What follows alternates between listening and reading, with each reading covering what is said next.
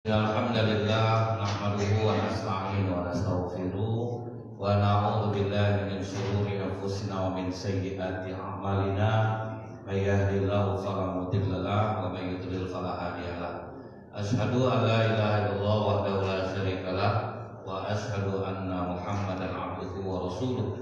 Allahumma shalli wa sallim wa barik ala hadzal nabiyil karim wa ala alihi wa sahbihi ajma'in. Yang saya hormati Bapak tokoh masyarakat Riau, Bapak Haji Darwin yang hadir pada malam hari ini. Yang saya hormati Bapak pengurus masjid, alim ulama, tokoh masyarakat, cerdik pandai, Bapak Ibu orang tua, hadirin hadirat yang semoga kita semua senantiasa dirahmati oleh Allah. Bersyukur kita kepada Allah dan mengucapkan alhamdulillahirabbil alamin. Bersolawat kita kepada Rasulullah SAW dengan ucapan Allahumma sholli ala Muhammad wa ala alihi wasallam. Rasulullah dalam sebuah hadis berwasiat kepada para sahabat, aku wasiatkan kepada kalian agar bertakwa kepada Allah. Takwa kepada Allah ini kalau secara umumnya Pak, dosa di depan mata dilakukan tidak ada yang tahu tapi kita tinggalkan karena Allah, itu takwa. Macam bulan puasa, makanan ada, minuman ada, kita makan tidak ada yang tahu, kita tinggalkan karena Allah. Nah itulah kira-kira takwa itu.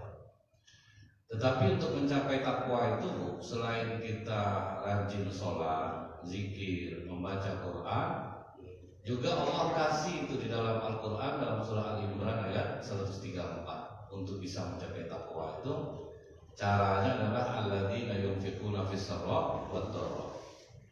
Rajin sedekah baik di saat lapang ataupun di saat sakit.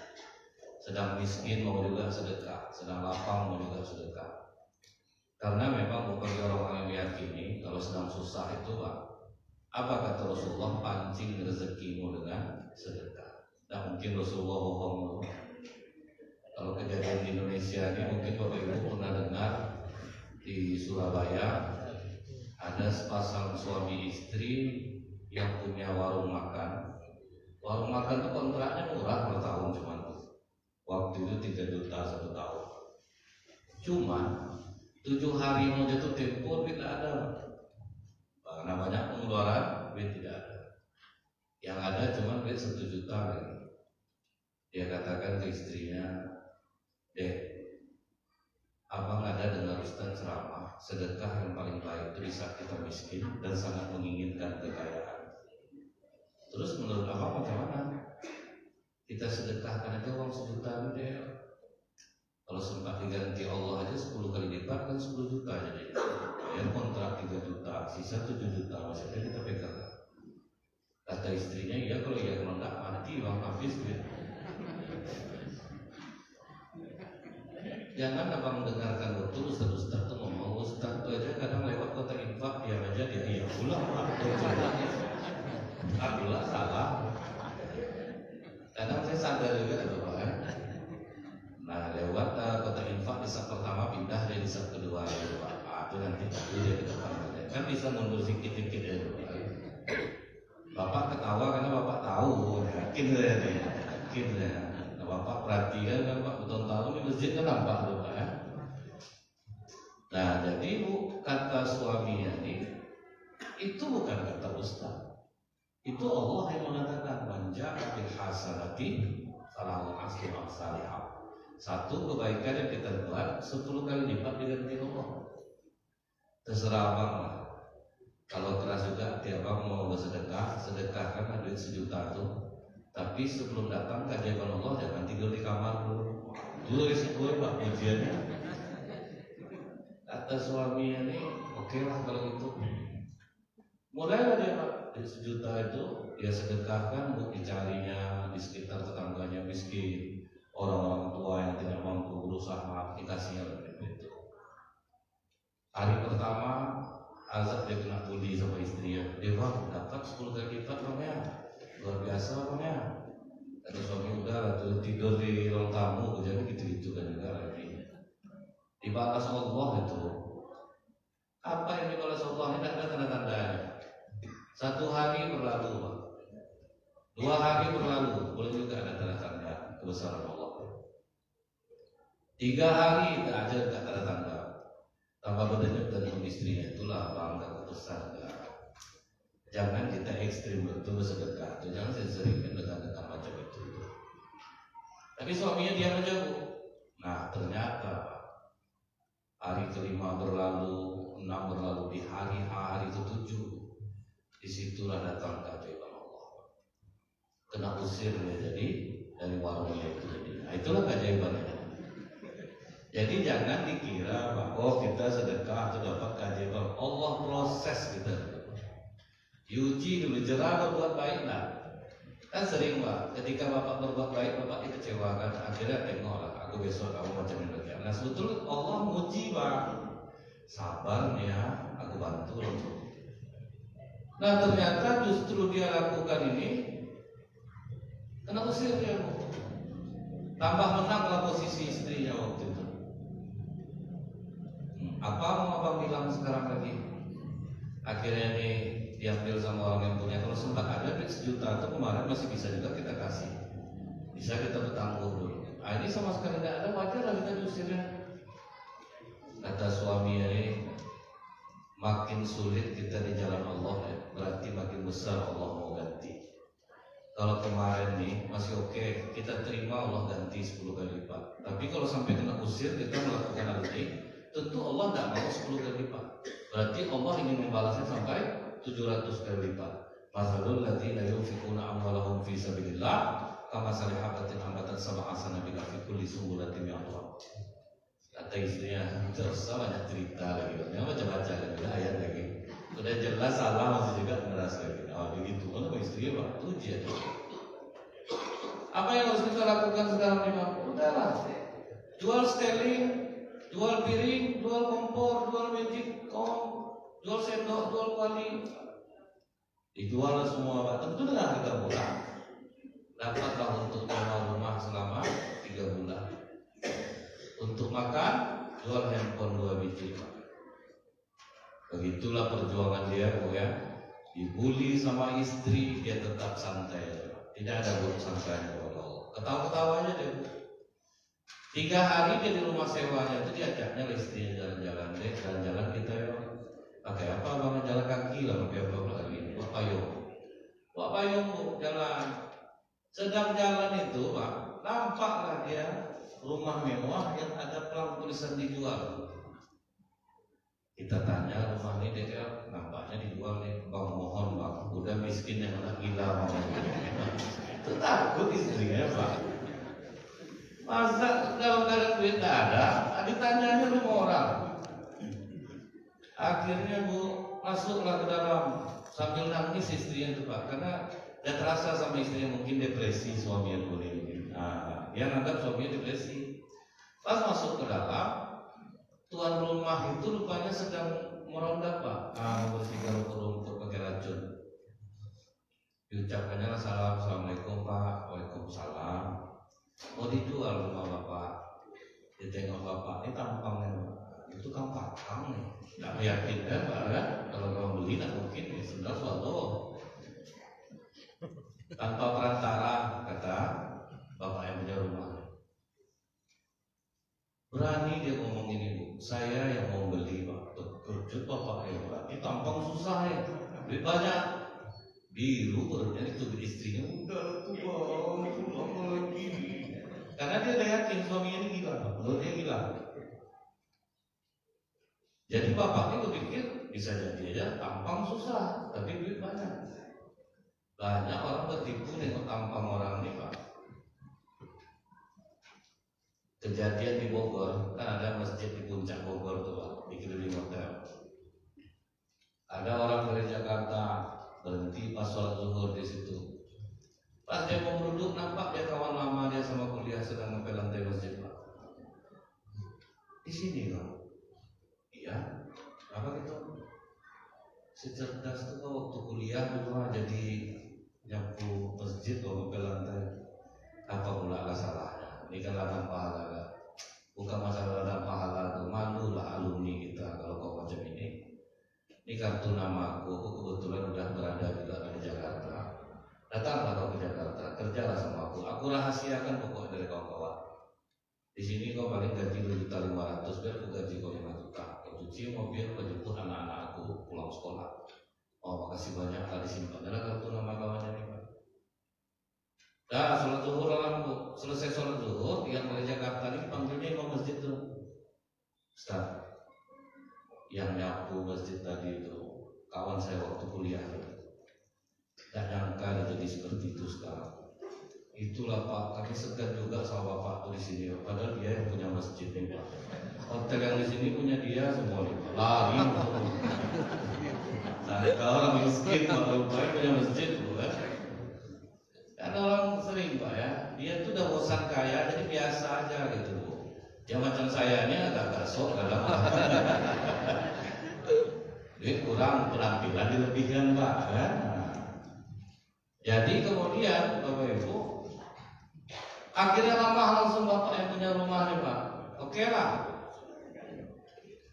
Berapa Bapak mau jual katanya ke tuan rumah nih? Saya mau jual 700. Tidak bisa 500 Pak, ditawar sama dia Pak.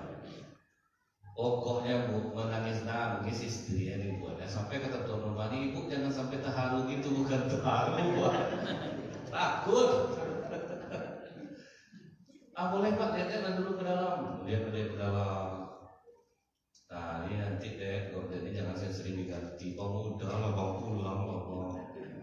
Nah ini besok di rumah ramai orang nih, kita masak di sini. Pokoknya udah pasrah betul istri ya Pak. Akhirnya kata tuan rumah ini, bisa nggak ngasih DP dulu? Kalau sekarang belum ada sih Pak.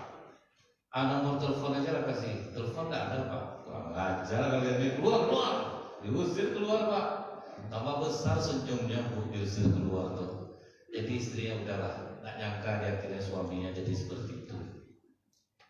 Abang apa sampai bilang dulu? Siapa yang bilang? Adik tahu nggak? Sempat diganti Allah 700 kali lipat, makanya abang tahu 500 tadi kan masih sisa 200 juta. Udah Bapak. Pulang jalan senyum dia Pak, bahagia betul dia. Dia sedikit pun tidak ada buruk sangka sama Allah, cuma istrinya yang kena.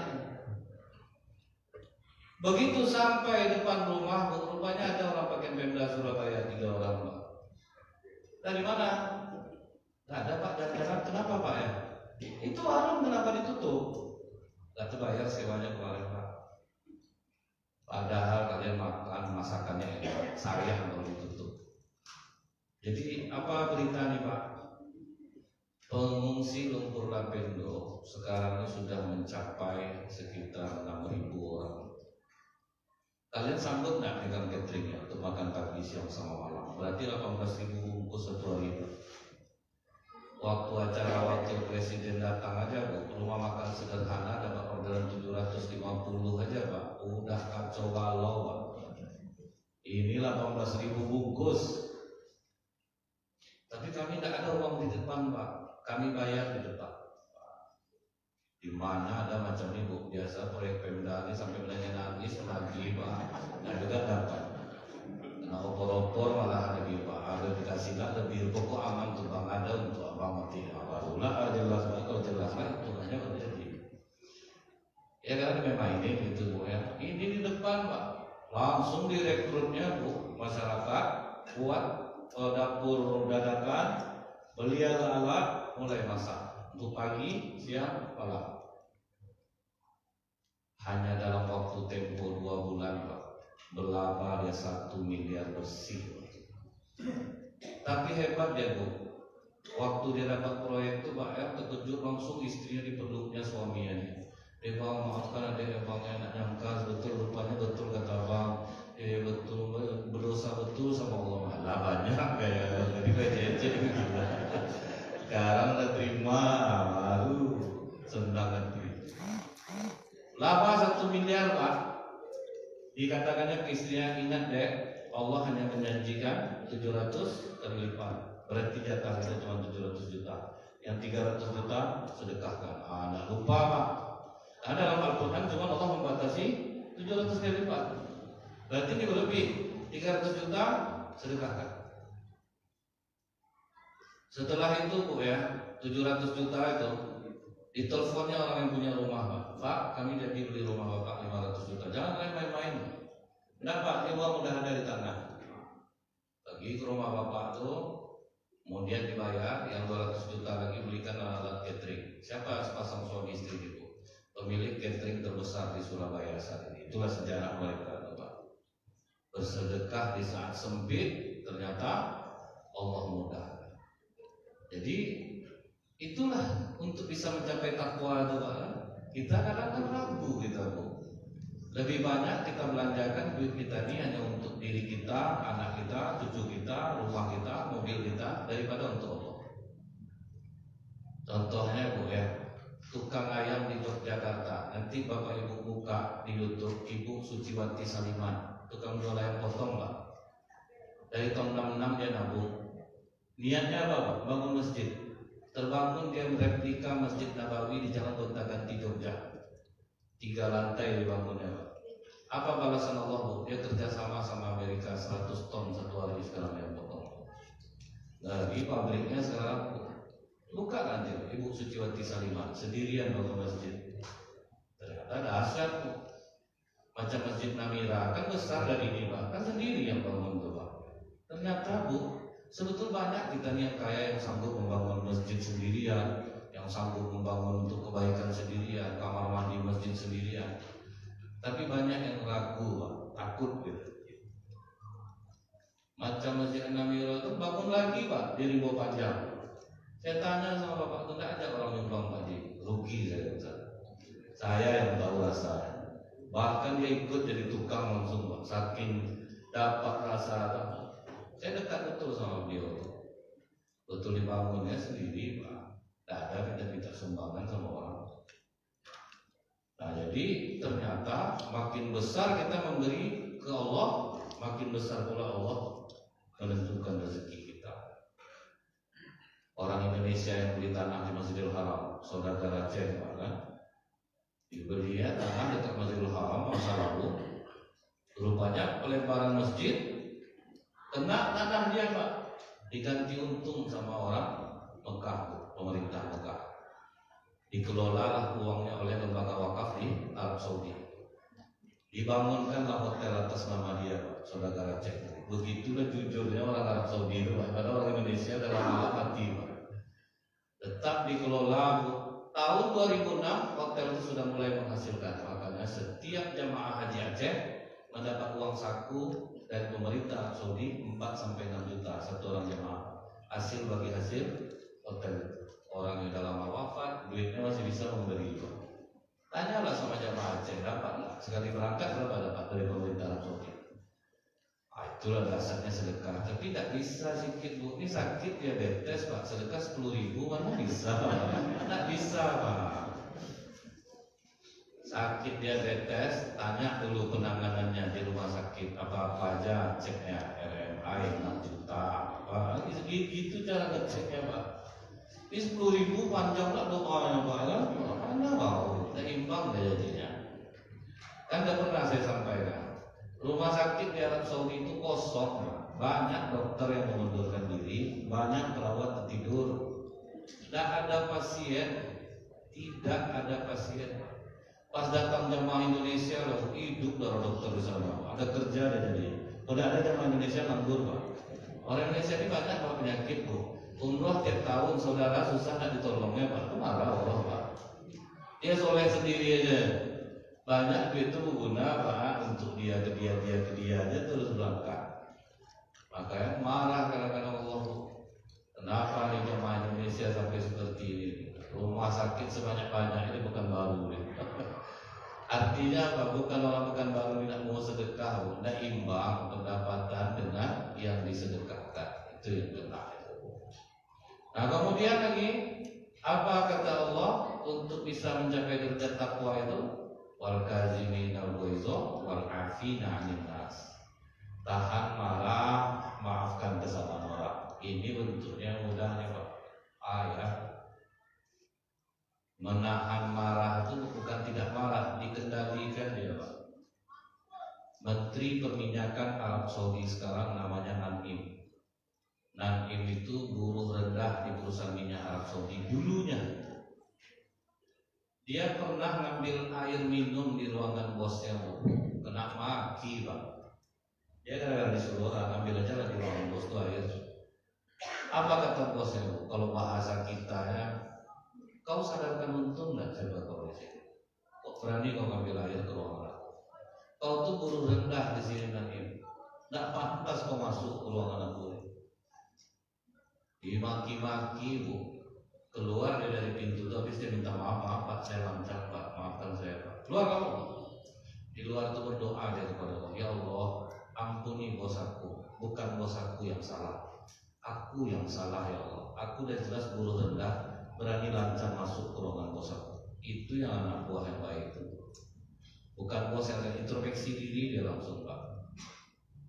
Kalau kita tuh ya sampai anak ketawa di rumah kena marah tuh, yang kita ketawa kan, ngajar, itu bingung anak apa bapaknya ini Pak.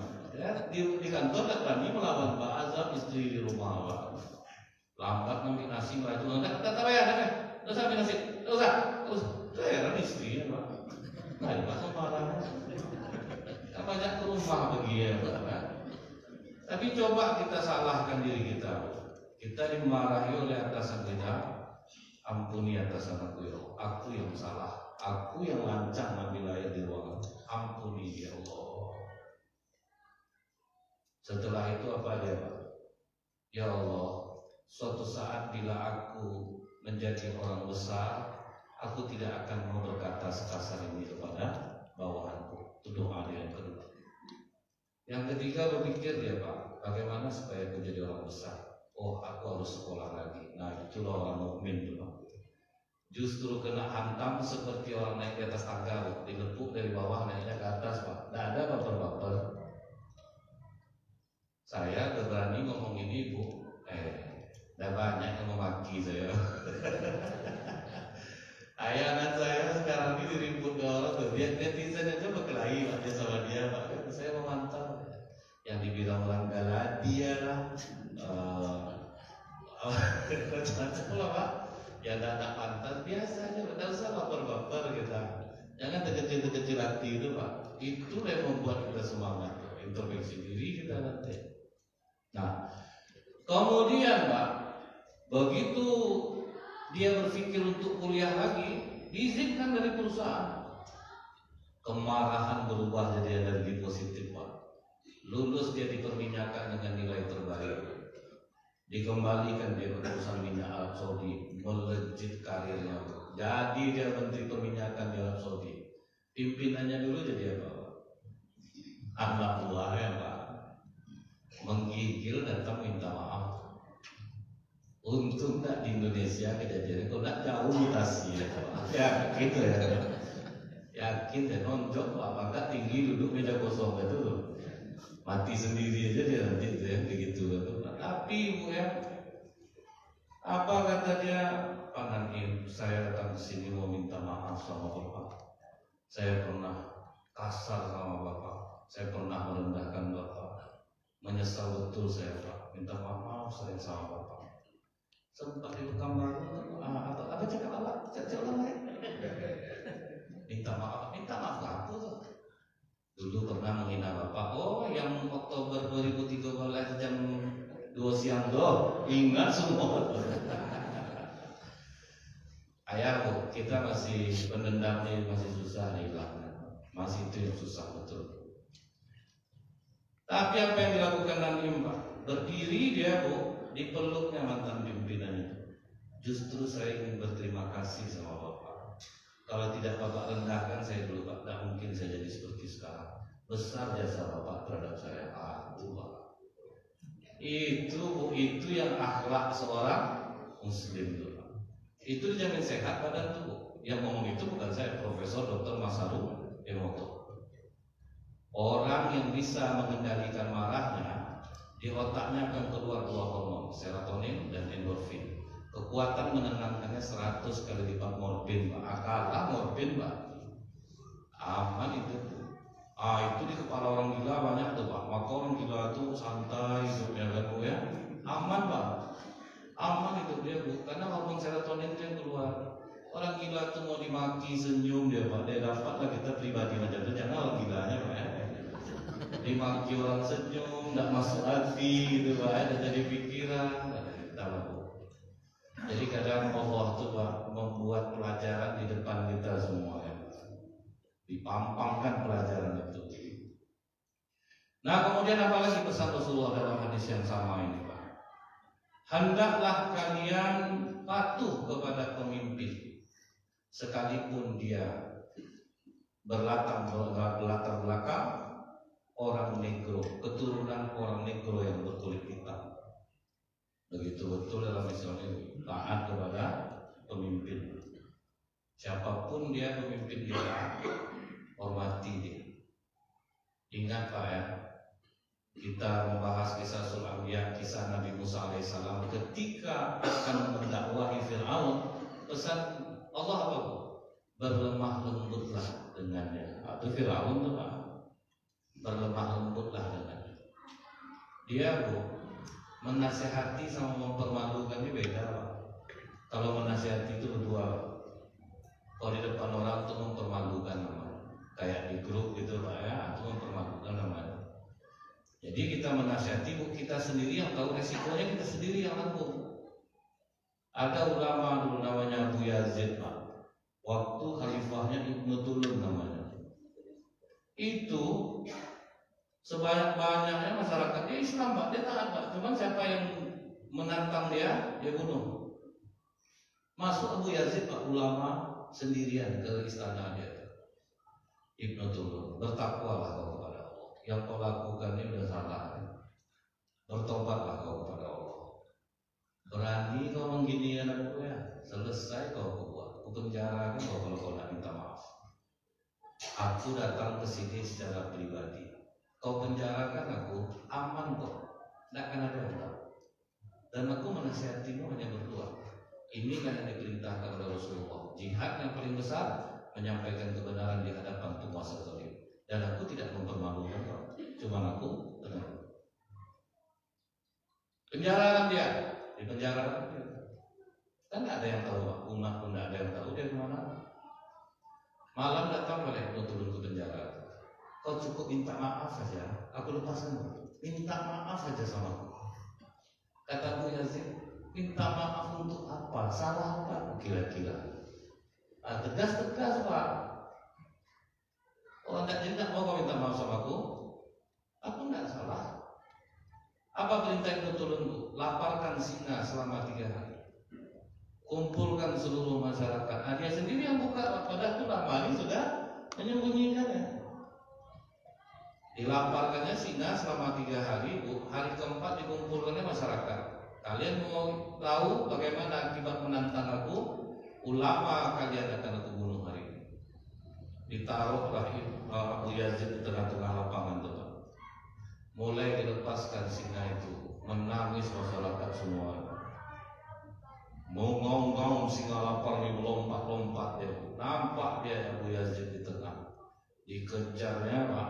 Sudah itu berkeliling-keliling dia di badannya. Dijilatnya keningnya jadi kucing dia Pak. Maksud itu macam kucing jinak Pak. Menyandar-nyandar dia jadinya. Padahal lapar tuh Pak. Dilepaskan yang kedua macam itu juga. Dilepaskan yang ketiga macam itu juga Pak. Jadi jinak. Tidak mau dia makan tubuh ulama itu. Itu yang membuat Ibnu Tulun bertobat jadinya. Karena dia betul-betul tidak ada rasa takut. Dia tenang aja Bu. Ditanya oleh Ibnu Tulun, waktu singa mendekati kau tadi Syekh, apa yang kau pikirkan? Justru aku berpikir keras, jilatan singa ini najis atau enggak? Karena tidak ada dalam fikih Pak. Itu justru yang dipikirkan ya. Karena dia dijilat singa. Bukan takut sama singa. Jadi itu Pak, kalau menasehati berdua, resiko tanggung sendiri. Jadi orang tidak ada yang tahu. Tiba-tiba udah hilang aja kita selesai kan tuh. Cuman kan kalau kita ini paling suka di hadapan orang ramai, di hadapan orang banyak. Jadi ini yang dipesankan oleh Rasulullah. Oh, apakah kalangan sahabat ada seperti itu? Ada Pak, kata bapak sahabat itu cocok Pak. Dia sama dia terus, enggak juga. Abu Dzar Al-Ghifari radhiyallahu anhu itu mentalnya agak keras Pak. Dia digelari bapak orang miskin. Jadi kalau dia orang kaya benci betul dia Pak. Pas dia mengaudit harta Muawiyah, ternyata banyak orang kaya di sana. Diginikannya orang miskin. Karena sah pedang kalian, kalian pancung leher orangnya. Itu cara dia Pak. Akhirnya Muawiyah berkirim surat kepada Khalifah Utsman bin Affan. Akhirnya kata Utsman bin Affan, tarik dia ke Madinah. Karena dia terlalu frontal Pak, agak keras. Ditarik dia ke Madinah, Bu. Dibujuk oleh Utsman bin Affan. Kau di sini aja lah sama aku. Cara kau tuh terlalu frontal tuh, kalau sampai menuduh orang membunuh. Nah, kesal aku, masa jauh betul jarak pimpinan sama rakyatnya. Udahlah di sini aja lah sama aku. Akhirnya cocok dia Pak, minta maaf aku Utsman. Aku mundur dari pemerintahan. Mundur ya Pak. Karena ada juga kejadian kita gitu Pak, dan cocok kita mundur. Bedanya Pak, begitu Abu Dzar Al-Ghifari mundur, datang orang Pak untuk mendukungnya. Kami mendukungmu Abu Dzar. Tindakanmu itu benar. Kalau apa-apa udahlah, kita kumpulkan kekuatan kita. Kita lawan Utsman. Apa jawaban Abu Dzar? Melawan Utsman katakan dia. Andaikan Utsman menyuruhku gantung diri hari ini, aku gantung diri aku ini. Begitu Pak, tidak bisa diasut Pak. Kalau kita kan langsung ke partai itu Pak, kalau jadi itu kan, kumpul langsung.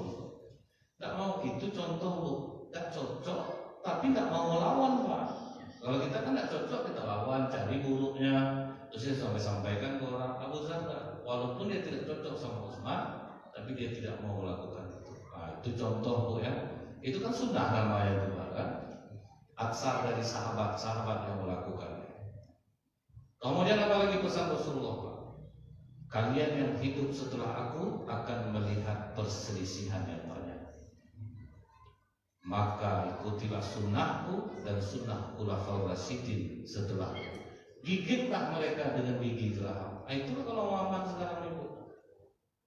Apa yang misalnya yang dilarang oleh Rasulullah Pak ya? Memfitnah, mengadu domba, jangan dibuat. Menggunjing orang, jangan kita buat. Berarti kita udah bertahan sunnah tuh. Walaupun ada kata-kata, aku bukan menjelekkan orang di bawahnya ini masjidnya, ini ada Jumat nih. Tapi tidak menjelekkan orang juga, kan? Makanya orang itu terbagi tiga. Ada orang-orang besar. Orang-orang besar itu bicara tentang ide, Pak. Asal duduk dia ide yang dibicarakannya. Bagaimana ya supaya masjid kita ini ramai dikunjungi orang. Apa yang kita buat? Oh kita buat apa makan misalnya gitu ya Pak ya. Karena memang ya Bu, menarik orang dari perut ini Pak terbukti Pak. Masjid itu ada rumah pandau tuh Bu. Suntik-suntik pengurusnya sebanyak di jamaah di sini ada terbantai kan kambing agak sekali sebulan pas jadwal saya gitu kan gitu Pak. Pas jadwal saya. Rupanya 2 hari sebelum Ahad pertama diteleponnya Ustadz, jangan sampai tidak datang, jangan sampai digantikan. Ibu-ibu masak kambing ya. Bapak ingat nggak waktu Ahad pertama di bulan ini hujan selebat-lebatnya Pak.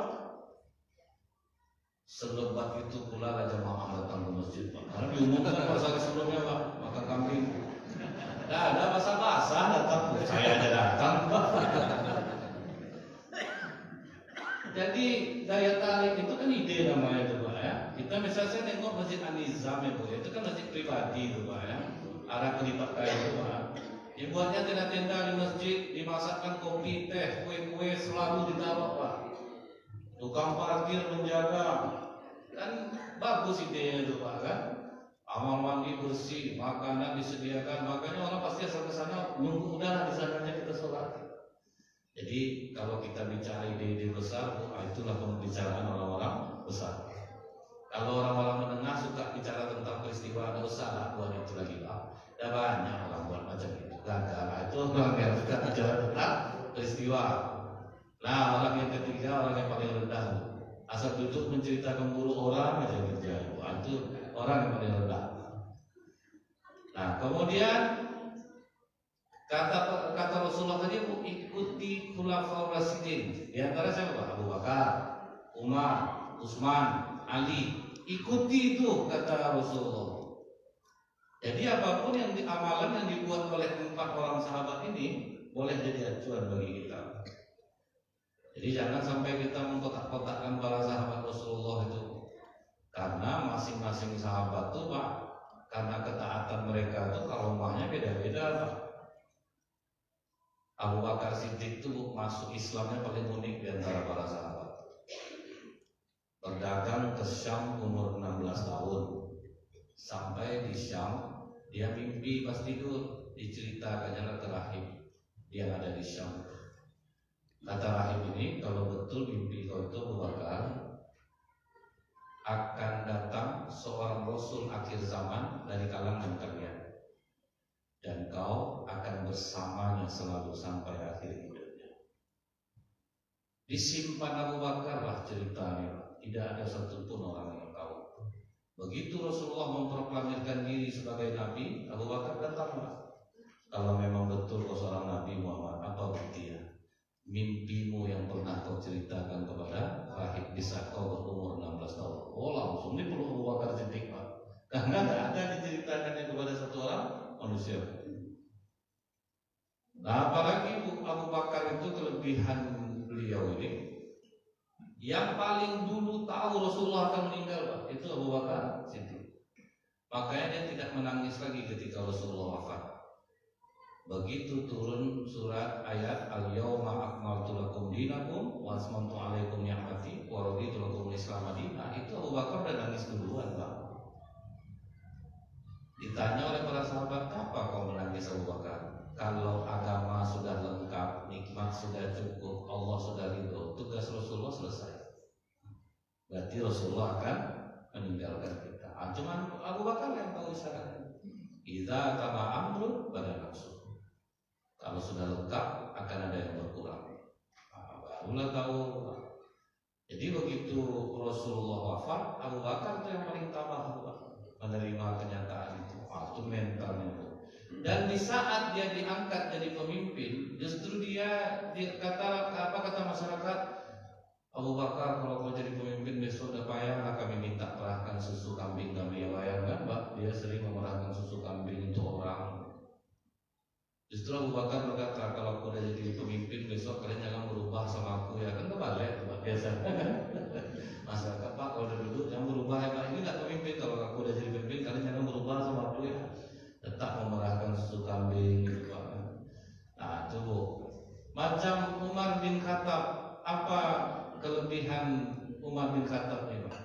Pendapatnya selalu menyamai wahyu. Itu yang tidak bisa dipungkiri. Kalau Umar bin Khattab yang ngasih pendapat, Pak, rata-rata tepat sama wahyu. Contoh, waktu perang Badar terjadi perselisihan pendapat antara Abu Bakar dengan Umar. Abu Bakar mengatakan, tawanan yang 70 orang ini ya Rasulullah, kita bebaskan saja mereka, tapi kita minta uang tebusan. Yang pangkatnya tinggi kita minta 4.000 dirham, yang prajurit biasa kita minta 1.000 dirham. Kalau menurut pendapatmu bagaimana Umar? Kata Umar, bunuh saja semua ya Rasulullah, matikan aja. Tidak perlu orang hidup di bumi ini. Apalagi Suhail bin Ammar itu, sebelum kita bunuh dia, kita cabut dulu lidahnya, karena dia paling sering mewakili. Kata Rasulullah, kadang ada hati umat Islam ini yang dilembutkan Allah hingga dia mencair seperti air. Kelembutanmu Abu Bakar mengingatkan aku kepada Nabi Isa alaihissalam. Dan ada hati umat Islam ini yang dikeraskan Allah hingga dia mengeras seperti batu. Tapi dari batu-batu itu keluar air-air yang jernih. Ketegasan sikapmu Umar mengingatkan aku kepada Musa alaihissalam. Dipuji dulu pendapat itu, Pak. Setelah itu baru kata Rasulullah, tapi maaf Umar, kali ini aku lebih cenderung kepada pendapat Abu Bakar itu. Umar bin Khattab menurutku tidak ada terkecil hatinya, Pak. Pendapatnya tidak diterima, tetap di masjid itu juga ada sembahyang. Kalau kita kan pindah masjid biasanya, Pak. Jauh tuh. Pas jumpa pindah sini suara, Pak. Parah ada ketua dia aja yang mau didengar saja. Cuma musyawarah. Pendapat saya tidak didengar ya, jauh tak tolak ya. Umar tetap seperti biasa dengan Rasulullah. Pendapat yang tidak diterima tidak menjadi masalah. Tetapi Pak, saya teruskan sedikit ya Pak ya. Tapi besoknya Rasulullah menangis bersama Abu Bakar Siddiq.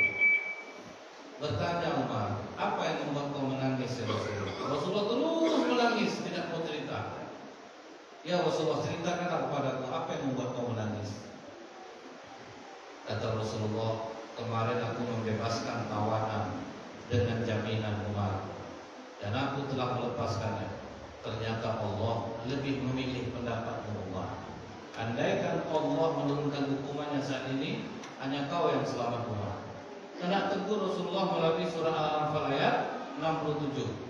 Maka lin nabi ayyakuna lahu asru hatta yuskina fil ard. Turiduna awal dunya wallahu yuridul akhirah wallahu azizun hakim. Tidak pantas bagi seorang nabi memiliki tawanan sebelum dia melumpuhkan musuhnya di muka bumi. Engkau mengharapkan harta dunia Muhammad, sementara aku menjanjikan akhirat untuk. Kenapa marah Rasulullah Pak? Tapi Umar tak ada besar kepala, itulah kan dia karena ada dan aku sampaikan semalam, tidak ingat dengan kena marah. Kalau kita macam itu tuh Pak, cerita langsung ke orang-orang tuh, begitu pendapatnya betul tuh minta tolong tak dapat lagi tuh Pak. Bang, lupa pendapat abang betul bang, tolonglah kami di masjid, amati lah kalian. Tidak bisa menolong dan itu ya Pak ya. Jadi inilah pesan-pesan wasiat Rasulullah kepada para sahabat kita. Mudah-mudahan saya dan kita semua bisa mengamalkan ini insyaallah. Subhanakallahumma bihamdika asyhadu an la ilaha illa anta astaghfiruka wa atubu ilaik. Assalamualaikum warahmatullahi wabarakatuh.